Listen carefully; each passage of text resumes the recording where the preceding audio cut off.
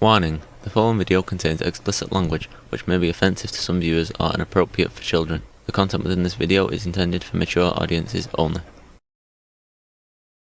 Warning: this video will contain spoilers for the Doom Patrol, both the comics and the TV show. This video may contain discussions of drug use, violence, and sexual situations. Viewing beyond this point is done at your own risk. I take no responsibility for your decision. Thank you, and please have a nice day.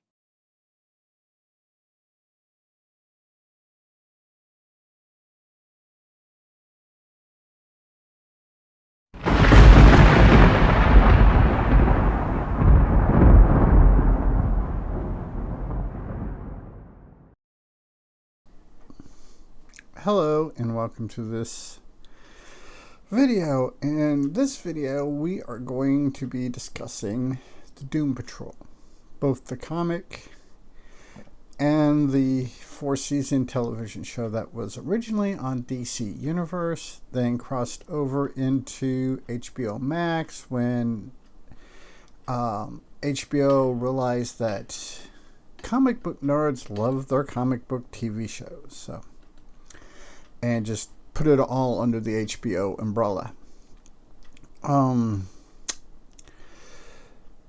This show, or the show and the comic, has a rather interesting history. And you have the big debate: is Doom Patrol a ripoff of the X-Men? Or is X-Men a ripoff of the Doom Patrol? Doom Patrol first appeared in June of 1963 in the DC comic My Greatest Adventures number 80. X-Men first appeared in X-Men number 1, September of 1963. Because of the way the comic book industry at that time, and all the way up through the 90s when I was dealing a lot and had a lot of interest and was in that community a lot, that comic book companies, for the most part, don't hire writers or artists. What it is a writer the writer himself will either approach the comic book, DC, Marvel, Dark Horse, what have you, with a story idea, or the comic book company will approach the writer going, hey, could you do a Batman story or Incredible Hulk story or Electro Assassin story or Daredevil story? That's kind of how it works. So the only reason why I'm aware of that is because it's something I paid attention to in my teenage years and when I was working at a comic book store when I was in my late teens, early 20s. The comic book industry, that's just kind of how it was. The writers and the artist stuff just kind of floated around. And what my opinion on the whole X-Men Doom Patrol controversy is people were talking about it, brainstorming ideas, artists and writers talking to each other, having a good time, going out, what have you. And certain seeds got planted into certain artists. And those seeds grew, though they had the same pollination or the same fertilization, they grew different plants or different comics. They grew. Stan Lee and Jack Kirby were the first team on X-Men, and they did a real good job. Whereas the first team on Doom Patrol was Arnold Drake, Bob Haney, and like I said, they probably were in the same circles, had same ideas, discussed ideas, bounced ideas off each other. And I really don't think one stole from the other. No, it just really not something I think is one idea. So that they were both seeds planted at the same time. Doom Patrol sprouted first, X-Men sprouted second, and they have a common ancestor somewhere. They branched off and did their own thing. So yeah, that's my opinion on the whole debate of who stole from who and who's ripping who off and all that crap, because I don't think either one stole from either one. I think because of the way the industry was at that time and up through the 90s when I was doing a lot of stuff and paying a lot of attention to the industry, it may still be that way today. I don't know. That's what they did. That's how and what they did. And they'd hang around same coffee shops, same restaurants, what have you. Like your Frank Miller did probably one of the best Daredevil stories and probably one of the best Batman stories.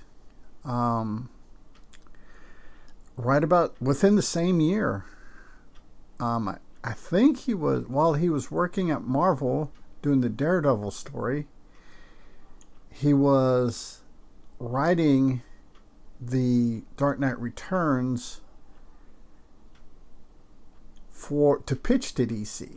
So yeah, that's just kind of how the industry works. They're it's kind of like a huge freelance. Like I said, I don't know if it's that way today or not. Now one of the most famous runs of the Doom Patrol is Grant Morrison. And Grant Morrison, if you're a comic book nerd like I am, Grant Morrison is a comic god from my childhood. Him, Frank Miller, Alan Moore, they're these comic gods from from the 80s and 90s. They're just, if you're my age, plus or minus 4 or 5 years, and you're a comic book nerd, those names are hallowed, names. And Grant Morrison's Doom Patrol is like the magnum opus of the Doom Patrol stories. In fact, his stories are so revered that they've put them together in one omnibus. In fact, I have mine right here. As you can tell, it is a tome. Like I said, this is the front. I had the dust jacket, but my cat ate it. I could use a new dust jacket though. And I'm not going to buy a whole new, because I got this bad boy on sale, and it was like $40, and now I've seen it listing for, I don't know, $80-$100 on about $100 on Amazon, and like in the 50s and 60s on eBay. So yeah, that is a tome. It's like 3.5 inches thick. The art is wonderful. Grant Morrison's writing is great. It's inclusive. It was doing, and this is one of the things that irritates me about the now 30-somethings, and the 20, 30 somethings and younger, is they talk about this, we're doing this, we're doing that, we're doing this. Nah, people like Grant Morrison, Ralph Bakshi, and all those people were doing it long before you were even swimming in your grandfather's nutsack. Your father wasn't swimming in your grandfather's nutsack at the time that these people were doing the things that you want to take credit for. It's just, you're more vocal about it. You're more militant about it. Not really more militant, or more vocal. And what adds to the friction is the baby boomers. The baby boomers are fading into history. Their numbers are dwindling, and they're facing irrelevancy. And they don't like it. So they are they're digging their heels into the ground and saying all kinds of stupid shit, because they don't want to accept that they're the past. They're fading into the past. Soon, next 20, 30 years, Gen X is going to fade into the past. And you're going to have another upheaval and clash, because Gen X, like baby boomers and like the greatest generation before them, are not going to want to fade out. They're not going to want to. They're not going to want to admit this. They're not going to want to admit that they're irrelevant. But that's the reason why so much is getting talked about in this day and age. Back in the 80s and 90s, baby boomers were set. They were in a groove. They're doing their thing. Things like inclusiveness and body positivity and stuff like that wasn't a big deal, because yes, there were more examples of people body shaming and being homophobic assholes and racist dickheads. However, how much of that is really changed in this day and age? I mean, you can pull things and look at things to skew it whichever way you want. But they were doing it. Grant Morrison was real inclusive of the tongue twisted. The LGBTQ plus. My tongue is not wanting to work. Trust me. Watch my other videos if you think it's just the LGBTQ community. Plus community. Forgot the plus. See, there my tongue decided it wanted to work. But Grant Morrison, also with his run in the Doom Patrol, looked at mental health, which still to this day in America sucks. He, like I said, outcasts, people who are different, regardless of skin color, nationality, religion. People like Morrison, people like Frank Miller, Alan Moore, these great people were doing these kinds of stories.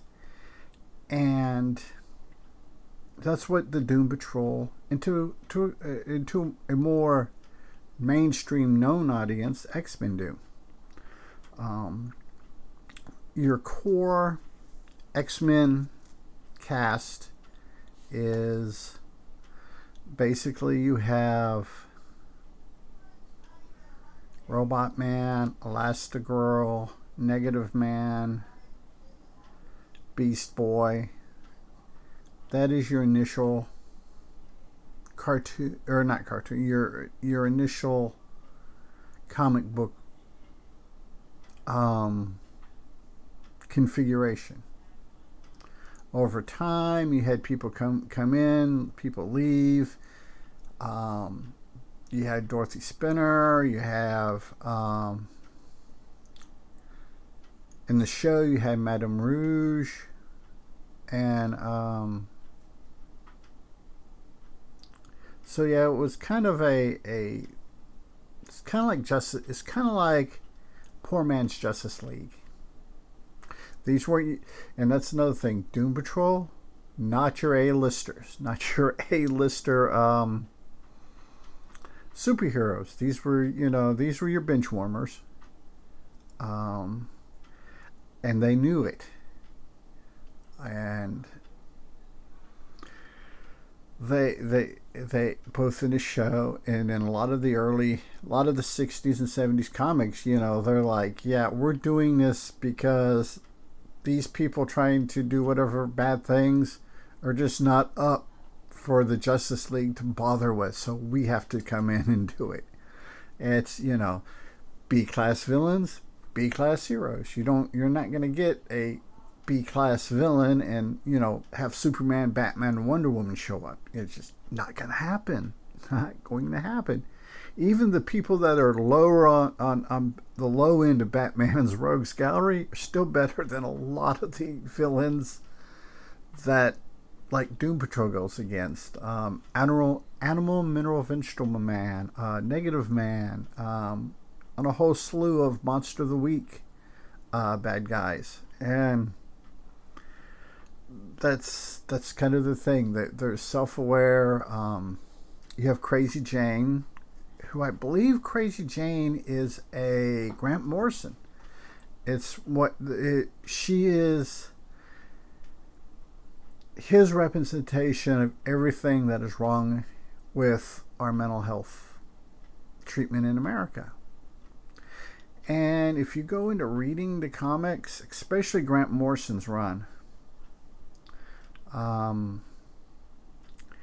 he holds a mirror up to mental health and mental health issues, and it shows all of the scars, all the blemishes, all the wrinkles, all the liver spots, all the things that we pretend not to see.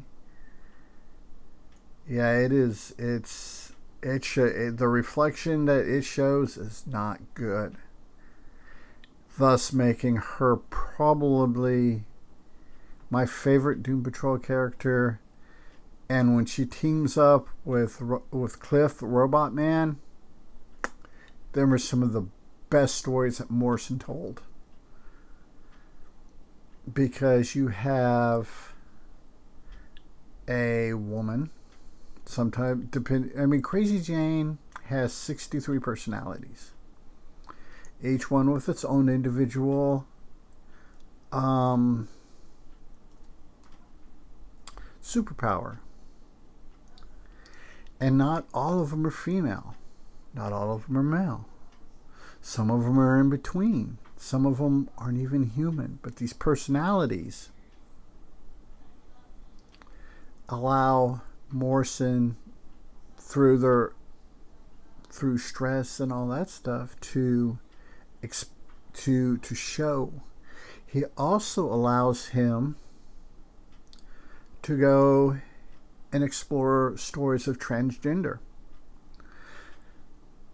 which, if it would have been a straightforward story, it would have been even the far liberals of the 80s, the far left liberals of the 80s would have went no, because that's where our Overton window was.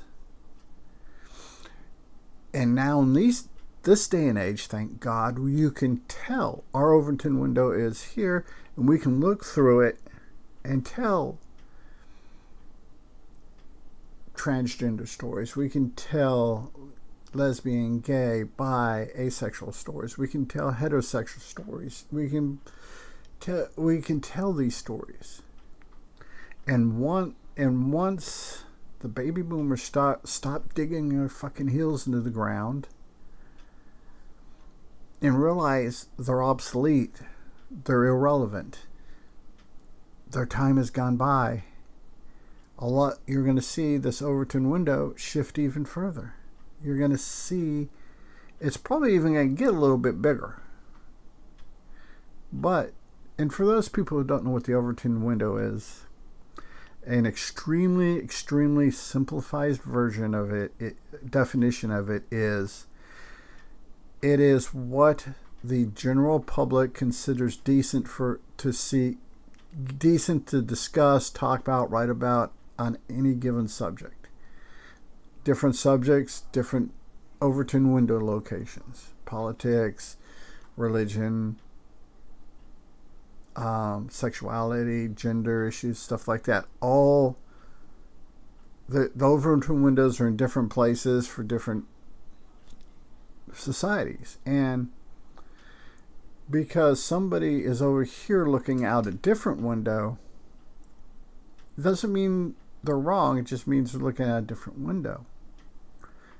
This window hasn't shifted to that point yet, and that's where things get really dicey. But let's get back to Doom Patrol.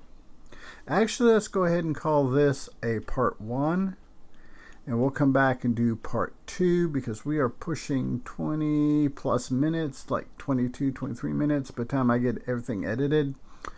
And we'll do a part 2 because this is much deeper than I thought it was. I thought this was going to be a hit and go, boom, boom, comic books, blah, blah. And so until next time, be a good human, be good to other humans. Peace.